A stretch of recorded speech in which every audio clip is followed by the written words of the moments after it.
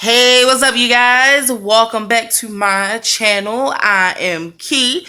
If you are new here and you like what I do, please thumbs up this video, like, share, and subscribe. I would appreciate it. It helps the channel grow. It helps the channels become better. It gets us some more family members. And if you are not new here, welcome back, fam. So, normally I do our Love After Lockup on Sundays, but I think I'm going to start doing it on Saturdays because it's probably just better that way for me. Because it's like 100 other people that's doing Love After Lockup, and YouTube be playing with my traffic when it comes to the people that come to my channel. So I'm going to upload a day before and see how that goes. Anyway, hi y'all. Hi. Hello. Luna. I look gorgeous. Hello, puppy. What she said. She doesn't want to play with us. So anyway, let's jump into this Love After Lockup. This is episode 6. Next episode will be the season finale, which is weird that it's whatever. So this one is called Race to the Altar. And WeTV is doing a little bit better with the editing a little. I don't know how I really feel about it, but the episode was pretty good. I actually wanted to watch it to the end.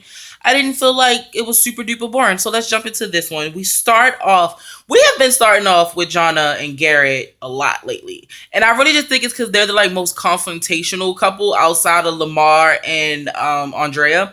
But that's what we start off with. We start off with Garrett. We start off with Garrett and Jonna. Jonna is in the park walking with her dad, and this is where you guys understand WeTV slings us around, and it's just weird that it's just weird. It's like no build up to nothing. So she's in the park with her dad, and she finally decides that she wants to tell her father that her and Garrett are getting married because Garrett, of course, did not ask permission. And so she's walking through the park, and they have what looks like coffee, and she's like, "Dad, I have good news." And she throws that finger up. And her father's like, "Okay, what does that mean?" She's like, "Well, I'm getting married. Garrett asked me to marry him." And he was like, "Okay, cool."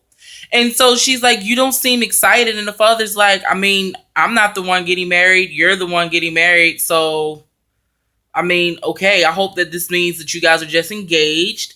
And you're not rushing to get married. I hope that this is not a rush, just because you have this ring." And she's like, "Well, of course we're going to get married really soon. Like, why else?" And the father gets livid. He's like, "You keep making these decisions, and I just don't understand why you're rushing this guy. Like, let him breathe. He just got out of jail. You guys are already living together. You're engaged. Just give it some time. See how things play out. Do not rush into a marriage, because I do not want to keep walking you down the aisle. Like, I'm not trying to walk you down the aisle 8 different times because you get hurt. Take your time." She's like, "You're being really, really negative. You're just not listening to me." The father gets super fed up. He's like, "Jonna, you do this a lot." He throws his coffee. He's like, "I don't want to see you get hurt. And you're going to get hurt. I just need you to slow down." And she gets pissy, and she's like, "You know what? I'm done with this conversation. I need to go home and get dressed for work." And the father's like, "Whatever, but I don't want to see you get hurt. And that's what this is all about. That is why I'm frustrated, because I don't want to see that." And then it slingshots us into Lamar and Andrea. Of course it do, right? So we come in with Andrea, her 3 children, and one of her friends. I wrote the friend name down. I think it's Michelle. Yeah. And they're at a bridal shop. And this bridal shop caters to Mormon women so that they can be more conservative and covered up on their wedding day. So this is what they do to alterate the dresses. They make sure that they're a little bit more presentable for that religion and for that lifestyle. So we come in, and Andrea's talking about the dresses or whatever, and the dress consultant's like, "Oh, how did you meet your husband?" Because when you're in the business of love, you love the love story, So Andrea's like, "Oh, we started off as pen pals. He was in jail for 15 plus years. We fell in love over these letters, and we've been dating for 6 years." And the bridal consultant's like, her story is a unique one. I wasn't expecting that. And you can tell that it was a little weird for her, because Andrea says it and then goes, "This dress is really pretty." And the consultant's like, yeah, that's definitely a potential. You could tell that it was a little weird, because you just kind of the subject real quick, right? So Andrea puts on the first dress. She loves the first dress. She's all happy. And they're like, "Oh, we're going to put sleeves on it." And you know, and her daughter kind of like, for a little second, real talk, I'm not gonna lie to you guys, for a brief second I thought her daughter was coming around to the situation, I thought her daughter was gonna be like, I can, see, give me 1 second, I thought her daughter was gonna be like, I could, see how pretty my mom is, how happy she is.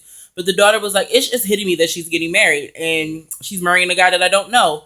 And what looked like it was gonna be a beautiful moment, the little girl messed it on up. And I ain't mad at you, Nala. I would be really concerned too that my mother was marrying a guy that's been in jail for 18 years, and now what? So as they're trying on dresses, Lamar calls, he Skype calls her. He's like super excited. I love it. He's like, this is my first time on Skype. And, he's really, really happy. And, he said something about the veil. She's like, you can't look at my dress. Don't look at my dress. And he's like, I can't see your dress. I can't see nothing but your beautiful face, but I need you to go somewhere private real quick. So Lamar drops the bombshell on her when she gets to the dressing room that he is not going to be able to make it to Utah because his PO said, nope, you ain't going nowhere for a couple of months. You will be here in California. Now, if you've been dating an inmate for as long as she has, you have to kind of assume on some level that his PO was not going to let him just frolic off to Utah. And he just got out of jail. You can't realistically think that that's a thing, right? Like, he was in jail for some serious stuff. Like, you can't just go to Utah and think that, no, that's not a thing. Absolutely not. And she's kind of angry. He's like, if I come there, I could go back to jail. And I mean, if you want me to go back to jail, she's like, of course I want you to go back to jail. Why would you say that? And Andrea has like this pissy attitude that's been rubbing me wrong for a minute. Like, since he has gotten out, she has been rubbing me all wrong. And he's like, well, there's nothing I can do. I want you and the kids to come here to California so we can hang out because I really want to meet the kids. And she huffs and she puffs and she says, I think he's been lying to me. And I don't believe that his parole officer told him no. I think that he just doesn't want to come to Utah. And I have a problem with that. And I just can't understand where she would even get that from. Like, why would he not want to come to Utah? Like, what reasons would he possibly have to not come to Utah? That's stupid. Obviously, he can't come. Whatever. Andrea upsets me. Okay? Let's just end it with that. She upsets me. She doesn't believe him. She voices her concerns in the confessional. And that's where we leave Andrea. Boom. Fine. Whatever. Gone, girl.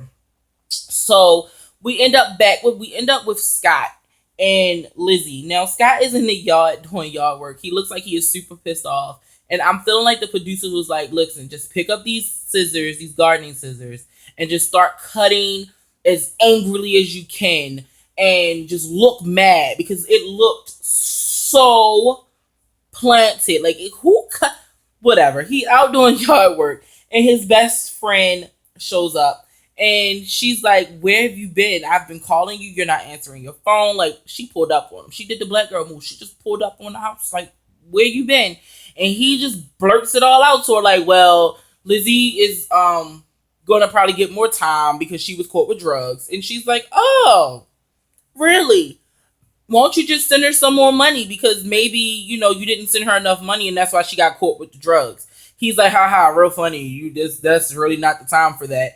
And she's like, no, seriously, send her more money because I'm pretty sure the money you were sending her, she was using to get the drugs and the cell phones. And he was like, yeah, she was. And I was. And he just gets really defensive. She's like, let me talk to you. And she sits him down and she's like, listen, if she's getting ready to get 12 more years, run away. Run away. Clearly, she's using your money for things that she's not supposed to be using your money for. This is your opportunity to get out of this. You need to leave it alone.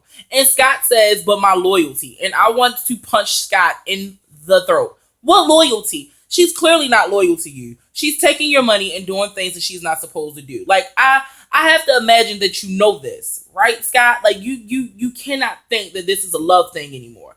Like, yeah, you have all of her paperwork, but she has to have somewhere to go to get out of jail. You understand what I'm saying? Like, it's still a business transaction for her in my head. I don't think she loves him because, like, you're this close to getting out of jail and you get caught with drugs. Like, why would you set yourself up to be in jail any longer? I think she likes it there because it's easy for her there. She gets all the money that she wants, 3 square meals, and as long as people sending her money, she ain't even got to eat the crap that they fixing in the cafeteria. She looks like she living good. She look blessed, okay? That's how she looks. She don't look like she miserable in jail. She looked like she happy and content. She looked blessed. And Scott need to go ahead and leave her alone. I'm with the friend.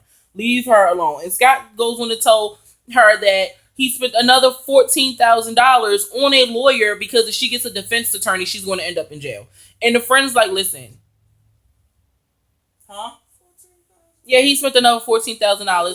He spent another $14,000, and his friends like, listen, I cannot sit here and watch you hurt yourself anymore. I can't do it. Like, how about you try to get into a relationship with someone that's not based on your like money? And I'm like, maybe the friend likes him. Like, boy, you don't see she may be like low key throwing herself at you, and you worried about prison locked up. Liz, go on somewhere and get some real. Like, Liz is a fantasy. Okay, she's a fantasy. She's in jail and she's about to tack on another 12 years. Like, she's a fantasy. Go live your life, Scott, is what I want to tell Scott. But Scott don't want to live his life. Scott wants to stay with Lizzie because of loyalty. You go to jail for 12 years after I waited for you for however goddamn long she been in there. And we started some type of relationship that way, and then you tell me you got another 12 years. I want you to know you single now, okay? You are single today. Oh, no, give vagina, like, all right, say give vagina is rescinded. My vagina? Yeah. So, Scott's crazy. That's where I'm at with Scott. And the best friend gets up and walks away from him. So I really feel like he has just lost a friend, and it's sad because there's no coming back. Like, I don't think I can sit and watch my friend play themselves that way either. I'm not even gonna lie to you guys. So then we get to Dominic and Mary. Mary is out with her friend Brittany, and they are wedding dress shopping. And I am so proud of myself that I'm remembering a lot more of these names than I normally do.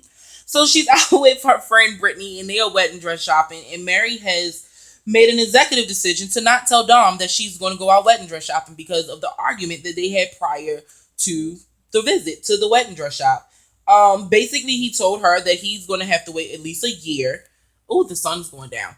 He's going to have to wait at least a year before, they get married because it's just a lot going on for him. And she feels like it's such a waste, like she's wasted her time. So while they're trying on dresses and everything, Mary looks really pretty in a lot of her dresses, by the way.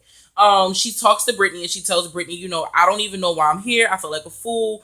And he's not even sure. Like, I feel like he's not even sure if he wants to get married. Like, what if I buy this dress now and then next year he's still not ready to get married? Like, I've just wasted all of this time. And the friend's like, listen, he gave you that engagement ring and he needs to, like, it doesn't stop just because, he gave you the ring. Like, he has to see this through. And that's basically the conversation with them. And that was it. That was it. WeTV been killing me with the editing, but whatever. I still enjoyed it. I enjoyed everybody's storyline, oddly enough. So now we're at Alla and James. James is on his way to Chris's house to have some drinks and to have some boy time. And while they're there, James lets Chris know that him and Alla had their first big fight. And Chris laughs it off like, well, whatever. He's like, it's an adjustment thing. And, she was late. Like, he is still on this, like, even after picking her up and seeing that the girl was sick, he is still like, she was late for that interview. And Chris is like, well, don't you think that her first gig, she should show up and be on time? And James is like, yeah, I mean, she should have, but I'm not going to hold it against her. Although it sounds like he's holding it against her. I'm not going to hold her against her. She was sick and she told me she may be pregnant. So Chris is like, red flag. So that's why she's acting crazy. That's why she's being weird, because she may be knocked up. Like, that's the excuse that we're going to go with. And James like, well, she's not pregnant. He was like, well, have you ever even considered the fact that she may be back on drugs? Like, you're dealing with a junkie who just got out of jail and has to readjust to the real world. She may be back on drugs. And at first, James is like, you're being a dick. I don't want to hear that. Like, he is not trying to even consider in that conversation between him and Chris. He's not even trying to consider it. But when we get with him in the confessionals, he's like, I have to be realistic. I have to, not rule out all options. She may be back on drugs, and now I have to go home and have a real conversation with her. And so he doesn't tell Chris that he thinks that he's right. So he just tells Chris that he's going to leave, and he leaves, and he starts calling Alla, and Alla's not picking up the phone. So we leave James there on the phone trying to get in contact with Alla in his car. And so then we get to Mary and Dom. We get back. Dom shows up at Mary's house. He has flowers. He knocks on the door. She lets him in, and she's like surprised that he's even there. And Dom tells her that he's sorry and he wants to apologize for the fight that they had and this wasn't his intentions. And so she makes a decision that she needs to sit down and have a real conversation with him and really try to just understand what the argument was about. She explains that he used to be so fun and now he seems so serious and things just seem so strict, and she's just concerned about his love for her and his commitment to this marriage thing. And Dom puts it out there on the table as clearly as possible and as calmly as possible so to not, create another fight. He tells her, listen, I have to be serious. I have changed. I have to look at things in perspective now. When you're in jail, you don't have a choice but to do that. I have to adjust to doing things by myself and making sure that I'm checking in with my PO and making sure that I'm home on time. And when I was in jail, I didn't have to do that on my own. I had someone else doing it. I have to make sure that I stay on the straight path and I can fit back into society. And I need you to understand that. And it seems like you don't because you've never been to jail before. And he's like, I just need you to understand. And she's like, well, you have to talk to me and explain those things to me because I can't help you or understand if you don't. And when she says that, he goes, listen, I love you and I still want to marry you. I just don't want to I don't want to do a big old wedding. I do not have time for that right now. Like, I do not have the concentration to do a big wedding, but I do want to marry you and I do want to be with you and I want to show you that I love you. And he says the same thing in the confessionals, that he loves Mary. He wants to marry Mary and he wants to show her that he's in this thing for the long haul. And I'm just like, high five, Dom. Good job. I'm proud of you. Because Mary's really, really seeming like she's like trying to find some understanding. She's not like Andrea where it's still like going over her head. She is trying to understand and she is trying to work with him. And I love that. I love that she's trying to try. That's all we can do sometimes. So now we're at Andrea's house and they are having, her and her kids are having dinner. Nyla and Tennyson and Priscilla are having dinner. And Andrea drops a bomb on them while they're eating after their prayers. And she says, so how do you guys feel about going to California? And her son's like, when? Tonight? Now? Like, what are you talking about? She's like, well, Lamar can't come and we're going to have to go to Lamar. Like, we're going to have to pick up our stuff. We're going to take an hour to pack, put all that stuff in the car. I'm going to wake you guys up at 3 o'clock in the morning and we're on our way to Cali. And Nala's like, no. Mm-mm. And Tennyson's like, no. Mm-mm. Tennyson's 15, Nala is 12, and her youngest baby is, I think, I don't know. I didn't see Priscilla's age. But her two oldest kids are, double numbers. So it's a little different when you're dealing with teens and preteens. And so what annoys me about it is that she continues to let her baby girl call Lamar Papa. That irks my soul because that is not his kid, and you're leading her to believe something that isn't true. Like, it's so much, it's like manipulation. Like, oh, he writes her letters and he calls her and that's like her dad. That's the only dad she knows. And I'm just like, well, where the hell is her real father? Why is Lamar the only one that she knows? And why is that okay? You understand what I'm saying? Like, why is that okay? Why is it like, it just reminds me of Nicole and Asin, and I hate it. I hate it so, so, so much. Because if you and Lamar don't work out and Lamar walks away, then that means she's losing a father that she's